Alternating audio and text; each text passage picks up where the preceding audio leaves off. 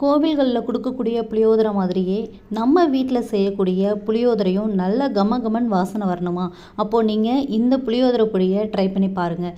எப்படி செய்கிறது அப்படிங்கிறத ரொம்ப சிம்பிளான மெத்தடில் ஒரு 2 நிமிஷம் வீடியோவில் சொல்லியிருப்பேன். ஸ்கிப் பண்ணாமல் பாருங்கள். ஃபஸ்ட்டு நல்லா அடிகனமான ஒரு பாத்திரத்தை வச்சு நல்லா சூடுபடுத்திக்கோங்க. அதில் சீரகம், மிளகு, அதுக்கப்புறம் கொஞ்சமாக வெந்தயம் சேர்த்துக்கோங்க. எள்ளு சேர்த்துக்கலாம். எள்ளில் நீங்கள் கருப்பு எள்ளு இருந்தாலும் ஓகே தான், இல்லை அப்படின்னா வெள்ளை எள்ளும் சேர்த்துக்கலாம். ரெண்டுமே ஒரே டேஸ்ட்டு தான் கொடுக்கும். எல்லாம் சேர்த்துட்டு மீடியமாக நெருப்பை வச்சு நல்லா கிண்டிக்கிட்டே இருங்க. ரொம்ப கருக விட்றாதீங்க, அப்போ வாசனை மாறிடும். நார்மலான நெருப்பில் வச்சு கிண்டிட்டு தனியாக ஒரு பாத்திரத்துக்கு எடுத்து வச்சுக்கோங்க. பாருங்கள், இந்த அளவுக்கு வதங்கினா போதும். வெடிச்சு வருது பாருங்கள், அந்த எள்ளு எல்லாமே வெடிச்சு வருது. இந்த ஸ்டேஜ் ஓகே. இப்போ இதை தனியாக கொட்டி ஆற விடுங்க.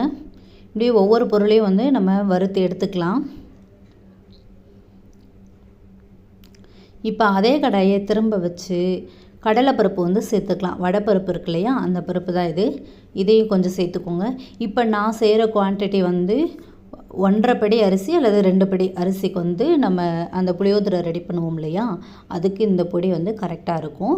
அந்தளவுக்கு செய்கிறேன். நீங்கள் ஸ்டோரேஜ் பண்ணி வச்சு நீங்கள் யூஸ் பண்ணணும் அப்படின்னா, இப்போ நம்ம சேர்த்துக்கிற எல்லா இன்க்ரீடியன்ஸுமே அதிகமாக சேர்த்து நீங்கள் செஞ்சு டப்பாவில் போட்டு காற்று போகாமல் வச்சுக்கிட்டிங்க அப்படின்னா ரொம்ப நாள் வரைக்கும் கெட்டு போகாமல் இருக்கும், வாசனையும் போகாமல் இருக்கும்.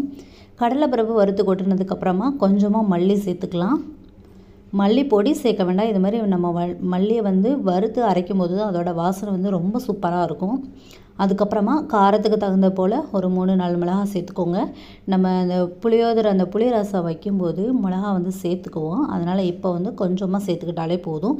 இது கூட கருவேப்பிலையும் நீங்கள் வறுத்து ஆட் பண்ணுறதா இருந்தாலும் பண்ணிக்கலாம்.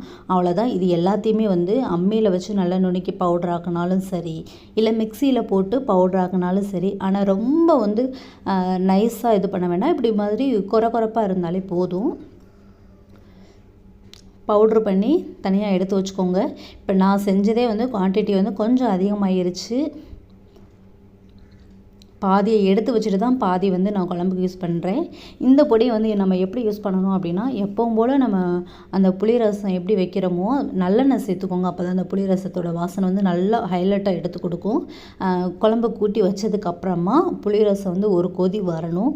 கொதி வந்ததுக்கப்புறமா இந்த பொடியை நீங்கள் தூவுனீங்க அப்படின்னா ரொம்ப சூப்பராக ஸ்மெல் அப்படியே வீடு வரைக்கும், வீடு ஃபுல்லாக, வீடு தாண்டியே ஸ்மெல்லு போகும். அந்தளவுக்கு வாசனை நல்லா எடுத்து கொடுக்கும்.